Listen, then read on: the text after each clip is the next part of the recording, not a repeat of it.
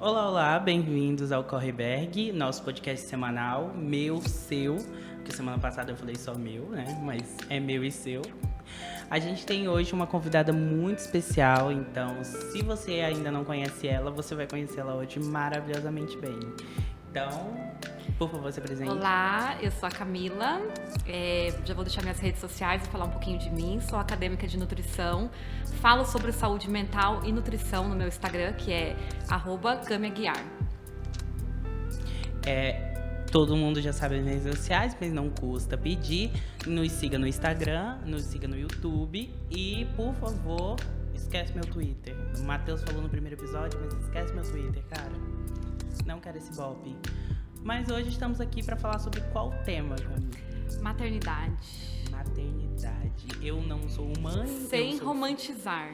Por favor. Sem romantizar o tema. Sem romantizar.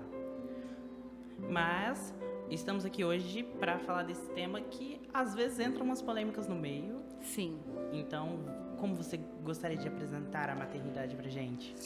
Bom, esse assunto eu pensei em falar como as mães jovens, elas tendem a lidar com a maternidade, como que funciona entrar nesse mundo de paraquedas. Então, eu fui mãe aos 22 anos e tive uma rede de amigas, de colegas, a gente vai acabando se encontrando, se juntando com um monte de gestantes, né? E conhecendo várias pessoas diferentes, mulheres diferentes, a gente acaba conhecendo histórias diferentes e ver como que a maternidade afetou de uma forma positiva e negativa. Então, tem o seu lado negro também da história, né? O lado pesado, triste, sentimental. E a gente tá aqui para falar dos dois, né? Da parte bonita e da parte triste.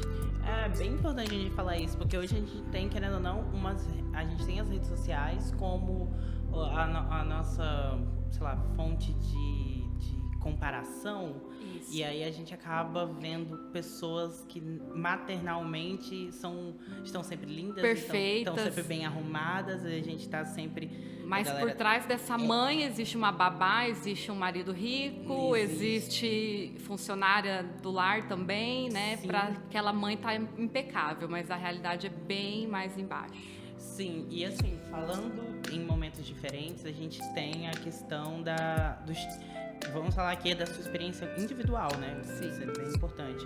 Porque eu, pelo menos como filho e como uma pessoa que trabalhou em muitas áreas, eu já acompanhei tipos de mães diferentes. Eu já trabalhei com mães que têm filhos e que cuidam muito zelosamente desses filhos e ainda trabalham. Eu tenho o caso da minha mãe, que é um exemplo materno maravilhoso, porque a minha mãe, ela trabalha, ela cuida dos filhos, ela sempre se dedicou ao máximo. Mas também, eu não vou só romantizar, mas eu vou dizer que a minha mãe é muito cansada. Porque ela lidou com as duas coisas ao mesmo tempo.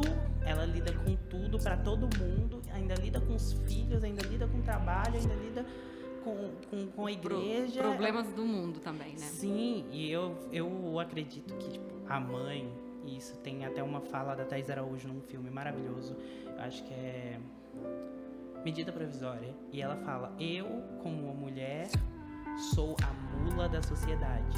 Ela fala como uma mulher negra, mas aqui como mãe a gente também pode colocar esse contexto. Eu sou a mula da sociedade, porque querendo ou não, todo mundo tem uma mãe que carrega o mundo nas costas. Que carrega o mundo nas costas, meio aquela ideia do Atlas, sabe? Sim. Ele tá carregando o mundo. E é muito isso, então eu acho muito importante a gente falar disso. Sim. Então.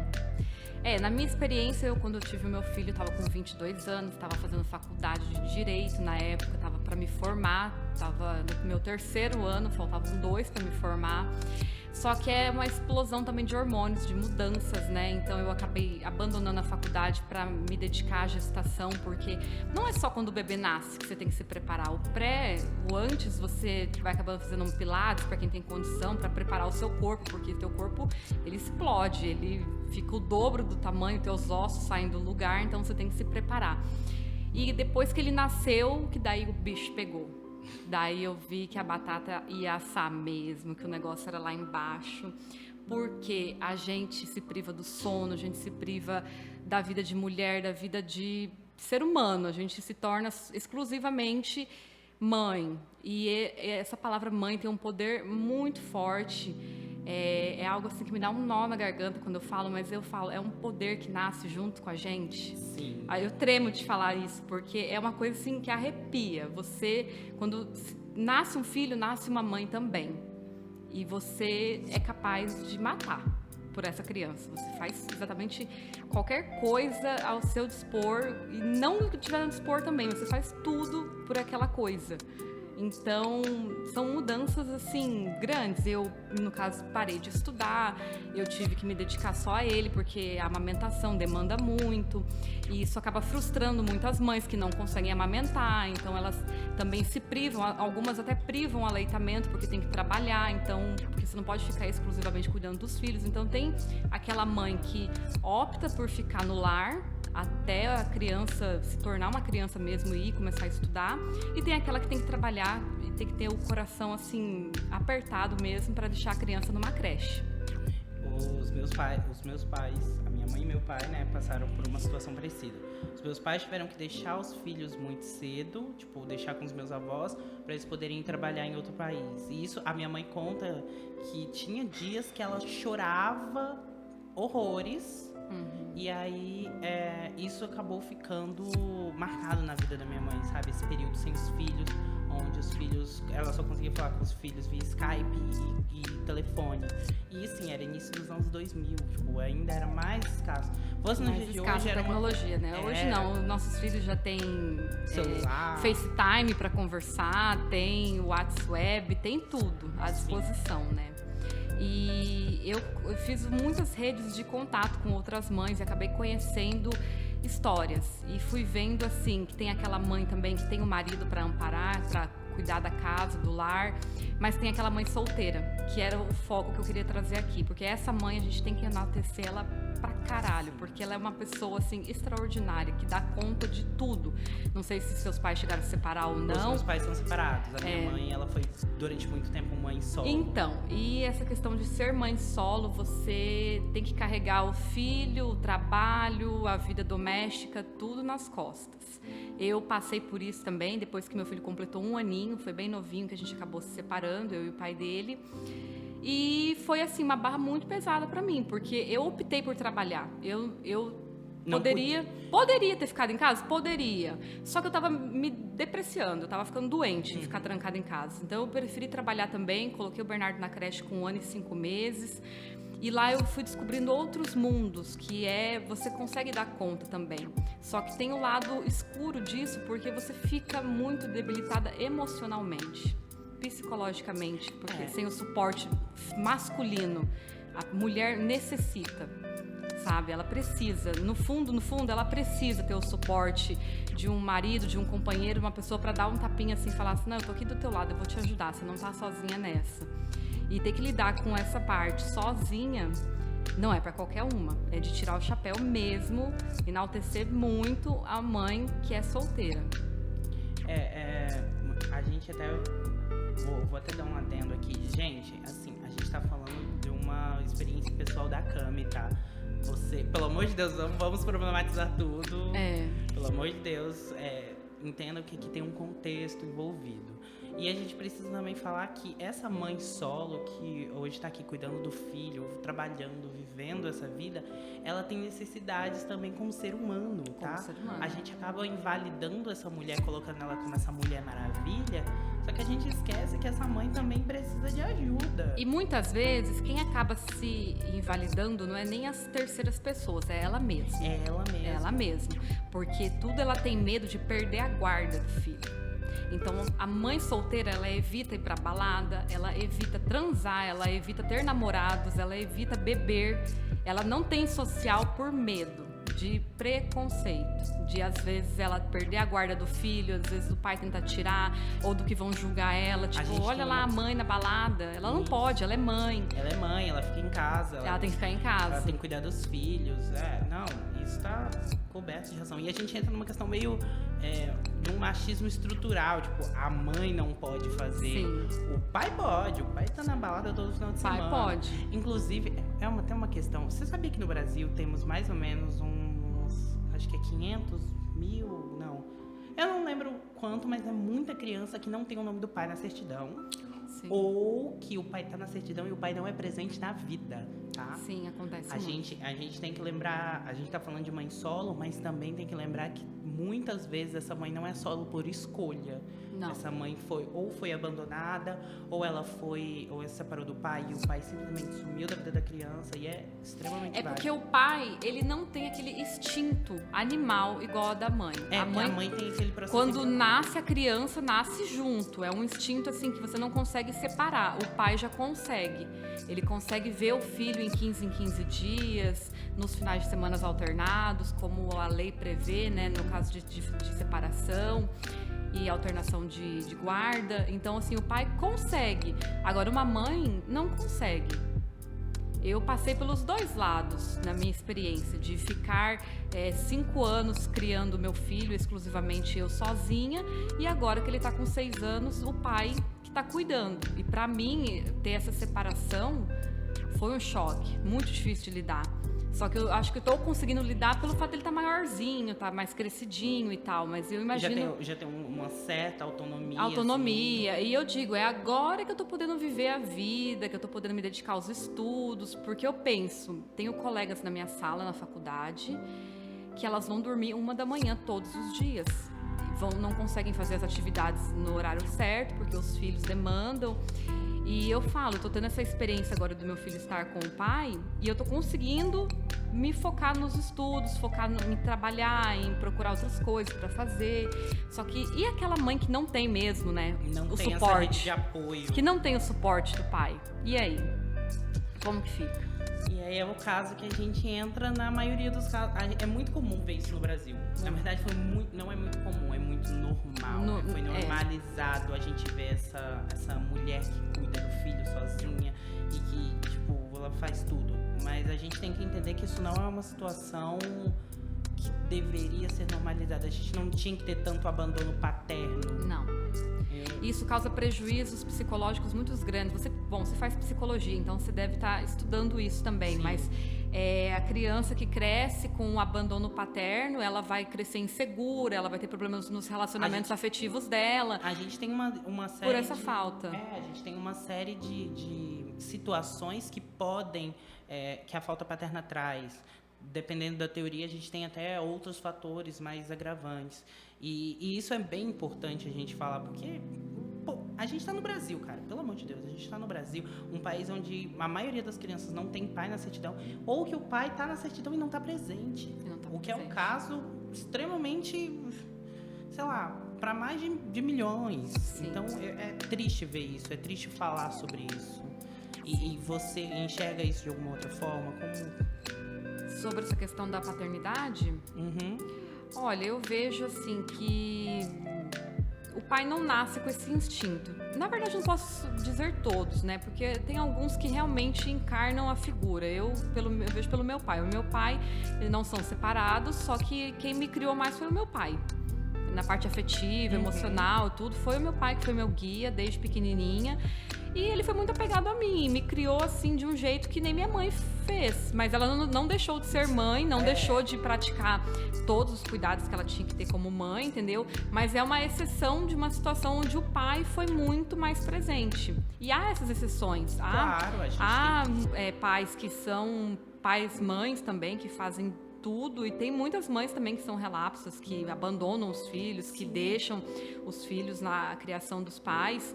E também eu vejo nessa questão da maternidade sola, que chega um momento da idade da criança que eu vejo que as próprias mães, elas pegam tanta birra do pai que elas não querem permitir que o pai entre na vida da criança. É um problema. E isso eu acho muito errado. Eu sempre tive desavenças com o pai do meu filho, mas eu sempre deixei bem separado o que eu sinto, o que eu penso, do que o meu filho precisa.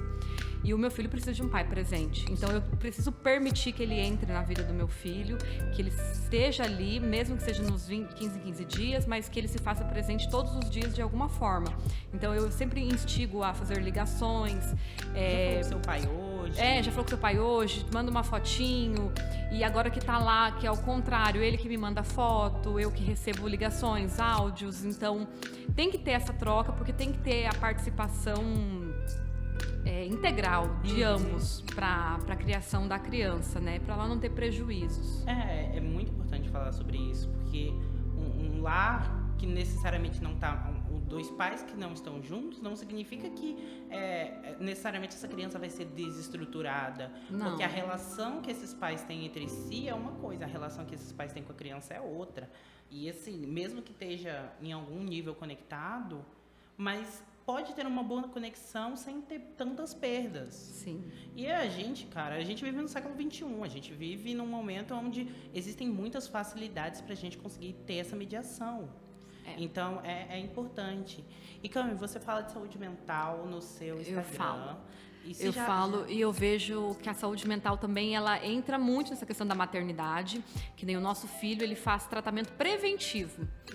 Ele vai na psicóloga, já tem mais de 1 ano, isso que ele é pequenininho, ele começou com 5 aninhos, agora tá com 6, vai fazer 1 ano e meio já que ele tá na psicóloga, como um tratamento preventivo para que ele não tenha percas, que ele não sofra por questões de separação, porque ele é criança, a gente se separou tão novinho, só que ele ainda tem aquele pensamento de pai e mãe junto. Ele faz desenhos do papai e da mamãe junto. O sonho dele é que todo aniversário o pai e a mãe estejam no mesmo ambiente. Quando a gente tá no mesmo ambiente, ele fica louco, não sabe por onde vai, fica igual uma barata tonta, porque é uma explosão de felicidade. É uma coisa que ele tem dentro dele. Exatamente. Então, essa questão da saúde mental é muito importante. Desde pequenininho, a gente está introduzindo, se tem condições, se tem capacidade de poder fazer isso, se não tem condições de um psicólogo, mas instruir conversas, tem que ter muito diálogo na rede familiar, para a criança crescer num ambiente saudável. E sem aquelas conversinhas de seu pai, aquele... Não, a gente tem que ser muito... a gente não pode levar para o lado pessoal, né? É bem importante. Tem que ser frio e calculista nessa hora. Nesse ponto tem que ser. A gente não pode deixar o sentimento falar. É muito difícil a gente lidar com isso às vezes. Eu acompanho isso com a minha família. Às vezes a gente tá num momento de raiva e a gente vai falar besteira. Tipo, vai falar... aquele idiota, aquele vagabundo, não sei o que, papapá. Só que a gente não percebe o quanto isso afeta. Isso fere muito a criança. Isso. Já houve situações que o meu filho, ele lembra, eu fico assim, chocada como ele lembra. Ele fala, mãe, por que o meu pai só foi na minha festa de 3 anos juntos com você? E aquilo me quebrou por dentro. Falei, nossa, ele lembra que foi a única festinha que a gente estava de bem, que todo mundo compareceu. Mas o que ele deseja mesmo é que todos os anos tenha as 2 festas, porque é importante ter nos 2 âmbitos familiares. Ele entender que nas 2 casas que ele vive, vai ter a festinha de aniversário, vai ter as comemorações, só que nunca a gente compartilhou juntos.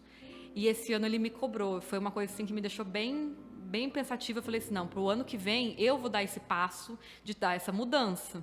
Nossa, mas pelo menos você tem, pelo menos tem essa visão de ter. Eu tenho que ter essa visão, porque eu sou mãe e o meu filho é em primeiro lugar, então eu tenho que colocar isso em pauta, que eu vou ter que juntar com o pai dele no ano que vem, fazer a festa juntos. Se não quiser fazer uma festa só, então ele vai na minha e eu vou na dele, mas a gente vai ter que estar junto, porque para ele é importante, para a criança é importante isso. Então a gente tem que levar isso muito em consideração do que a criança deseja nesse momento. E do que a criança precisa também. E do que ela precisa. Porque tem essa necessidade fisiológica, emocional, psicológica de tudo isso. E quando eu comecei no Instagram, foi mesmo na minha gestação, porque eu comecei a compartilhar dicas, né, da gestação, tudo que eu fazia, deixava de fazer.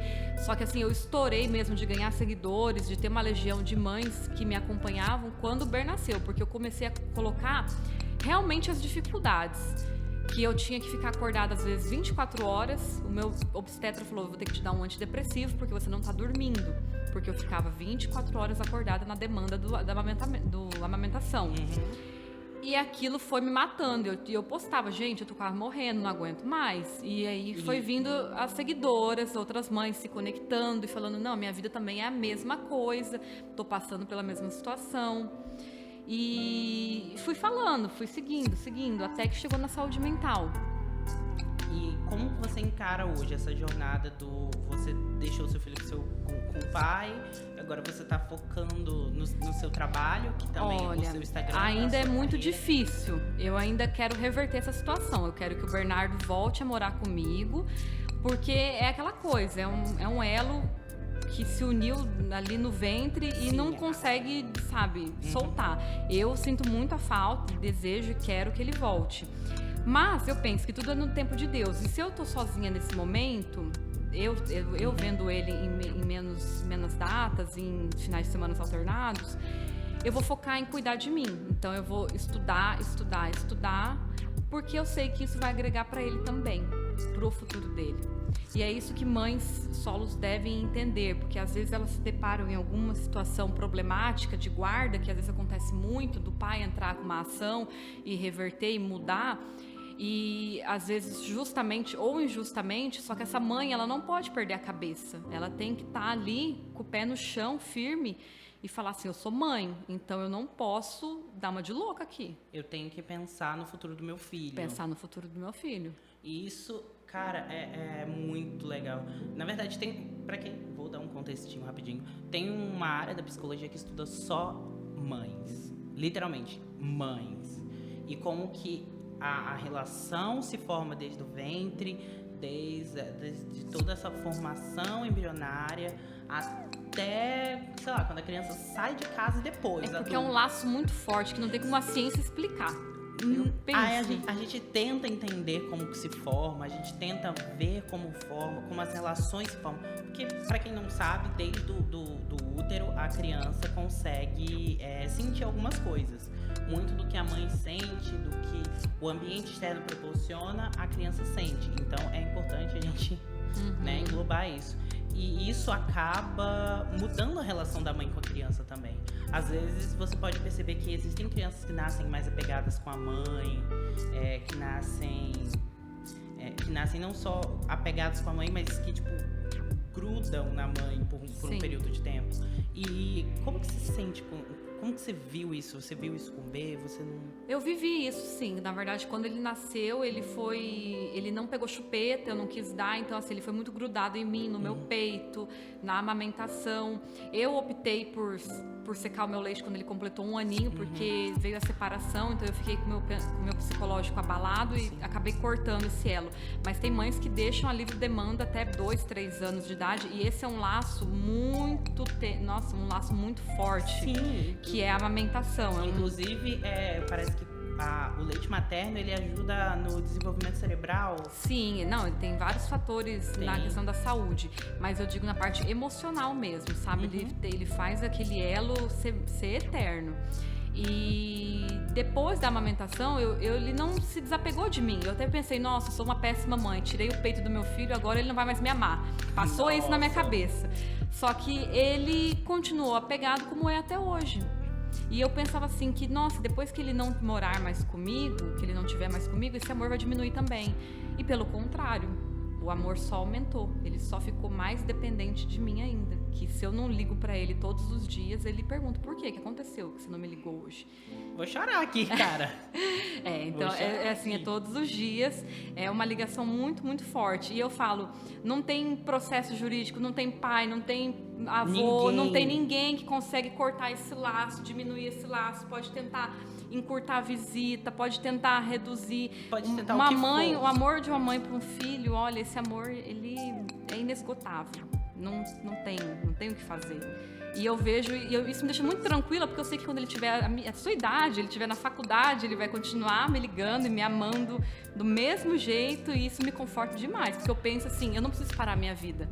Não preciso deixar de fazer as minhas coisas, porque o meu filho vai continuar ali no lugarzinho dele, me amando do mesmo jeito. O amor é um sentimento que ele muda a forma, mas ele não muda a intensidade. Sim. Na verdade, se ele muda, ele sempre muda pra mais, ele nunca muda pra menos. A gente... o amor, pelo menos o amor mais relacional, tipo amor mãe, filho, que é o que a gente tá tratando aqui hoje, ele pode até mudar a forma, mas nunca a intensidade. Tipo, a intensidade sempre vai... Não, e eu vejo que tem algumas mães solos que elas ficam tão abatidas com a separação, que isso causa um transtorno dentro delas tão grande, que elas acabam sufocando os filhos de amor, zelo, de cuidado. Isso é muito perigoso, porque a gente não pode também enxergar que o filho é só nosso. O filho é pro mundo. A gente faz filhos pro mundo. Em certos momentos ele vai bater as asinhas e vai, ó, tchau. Embora. Sim. E não vai olhar pra trás. Mas você tem que estar preparada pra lidar com isso. Tem que estar preparada pra lidar com isso também. Cara, eu vivi isso com os meus pais. Inclusive, mãe, um beijo, tá? Eu sei que eu tô longe, mas um beijo. A minha mãe, teve muita dificuldade com os filhos saindo de casa. Ela ainda tem um pouco, então nem adianta negar, que eu sei que a senhora tá olhando agora esse vídeo dizendo que não tem. Que ela fica, não tem dificuldade, eu falo, Mas tem. Ela tem dificuldade e a gente entende que isso é muito importante e que é um processo que ela tá passando agora. E agora ela tem um neto, né? Ela tem um filho da minha irmã e ela tá com ele e agora ela tá grudada nele, sabe? Ela tá, é o mais próximo que ela tem de um filho e ela tá ali grudada nele. Então, mãe, Benício, que é quase Bernardo. Quase foi Bernardo. Quase foi Bernardo. Quase foi Bernardo. Mãe, Benício, eu amo vocês, estou com muitas saudades. Inclusive, quando vocês vierem me visitar, Eles moram em outra aqui. cidade? Eles moram no Pará. Eu sou do Pará, lembra? Você é do Pará.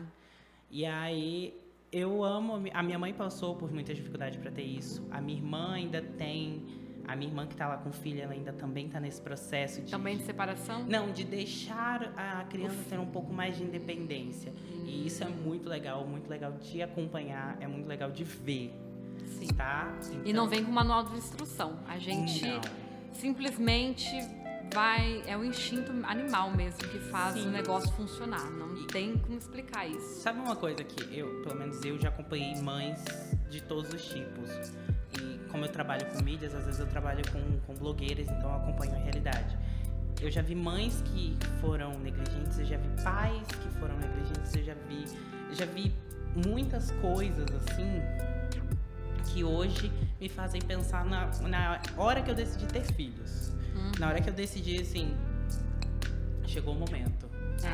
E eu vejo o que essas pessoas fizeram e acompanho um pouco. Isso é uma coisa que eu digo pra todo mundo. Se você ainda não pensou em ter filhos, vai analisando, não só os seus pais. Tem que analisar porque é uma coisa muito, muito complicada. Eu, no meu caso, aconteceu. Pá, engravidei, não foi planejado, não tinha a mínima noção do que é gerar uma família, construir uma família, criar filhos.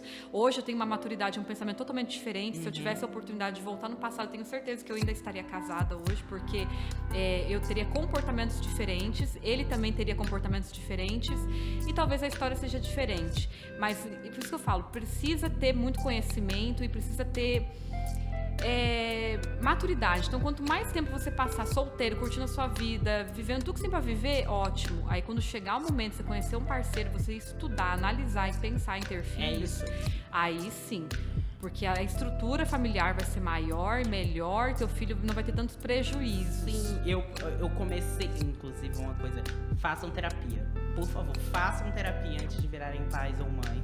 Ou descobriram que tá grávida, começa uma terapia. Eu me arrependo muito de não ter feito terapia na gestação e não ter contratado uma doula. Porque a doula, ela é tipo uma psicóloga também. A doula é A doula é aquela pessoa que te ajuda na amamentação, que te ajuda no parto também, Sim, no hospital. Ela transforma tudo de uma forma mais humanitária. Sim. E eu poderia ter contratado uma na época e ia ter me poupado muitas dores. Porque eu tive depressão pós-parto, depois que o Bernardo nasceu. Porque foi frustrante, meu leite só desceu depois de 13 dias. Então, por 13 dias, meu filho chorou de fome. Eu tive que dar fórmula pra ele. Eu me achava insuficiente, me achava péssima mãe, porque eu não conseguia. E se eu tivesse tido uma doula ali do lado, porque até a família não tá preparada. Sim. Nasce um bebê, nasce uma mãe e nasce uma família também. Você tá falando da doula, a gente teve um pequeno corte, que você teve depressão pós-parto. Isso. E você poderia... Aí quando eu tive a depressão pós-parto, eu não tinha nenhum preparo psicológico, por isso que eu me arrependo. Eu acho que fazer terapia na gestação é muito importante, você ter um acompanhamento psicológico, ou ter uma doula, conhecer o banco de leite antes também. Porque você não sabe amamentar, você não sabe dar leite, como é que você vai fazer? Eu não fiz isso antes, eu deixei pra fazer depois de estar lá, já com os peitos cheios de leite vazando, né? Sem saber como sem fazer. saber o que fazer. Uma questão também que a gente tem que falar é como a internet, ela moldou essa imagem de ser mãe no século XXI. Sim. A gente tá na terceira década, mas assim, gente, a gente ainda tem muitos estigmas sobre ser mãe. Não é porque você vê a blogueira fulano de tal sendo uma mãe ideal e perfeita e maravilhosa que isso é na vida real. Tem um casal, na verdade, que eu acompanho, que é a Fernanda Lima e o Rodrigo Hilbert. O casal mais perfeito da internet. E eles são maravilhosos porque eles estavam falando sobre a questão do pós-parto, do como foi depois que ela teve filho, como foi a relação dele com a paternidade. Tem outra pessoa também que fala muito disso, eu esqueci o nome dela agora, eu acabei de... Tem uma outra, Sabrina Sato. Sabrina Sato também fala bastante de maternidade. E eu vejo que elas, mesmo elas sendo ricas e tendo condição de manter uma família e tal, num nível estável, elas ainda mostram um pouco da dificuldade. Ela fala que ela teve um problema gigante em fazer sexo depois do... Sim. E ela acabou de separar agora, né? Então vamos ver como é que vai ser a jornada dela de mãe solo. Sim, mas eu ainda acredito que esses aspectos que a gente não fala sobre como a mãe, depois desse parto, vai ter relação... Mas não tem, é muito difícil. É muito difícil? Na verdade, depende muito do casal. Tem marido que acaba impondo, tipo, que quer ter a relação, depois dos 40 dias já quer.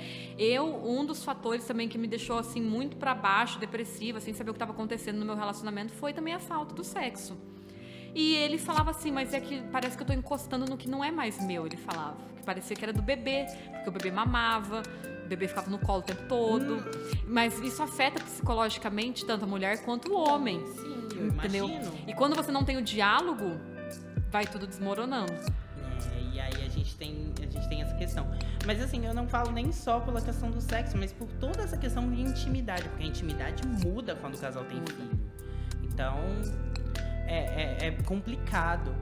Mas eu acho que a gente falou bastante por hoje. Sim. Então... Deu pra todo mundo saber um pouquinho como é a maternidade real. E, por favor, você que está assistindo, está grávida, por favor, procure um terapeuta. Ajude a criar seu filho de uma forma mais saudável. Exato. Agora a gente vai encerrar. Vou pedir pra Cami mais uma vez passar as redes sociais dela. @CamiAguiar. No Instagram. No Instagram. Só uso o Instagram hoje. E o meu é o Daniel Berg Sam. Vocês podem pegar os nossos links na descrição. Sigam a gente, vão lá na Cami, acompanhem o conteúdo dela. Isso. Deem like no vídeo, compartilhem com os amigos e até o próximo episódio. Então, eu tenho uma frase que é: evoluam, busquem conhecimento e sejam felizes. Então, é isso. Um beijo e tchau!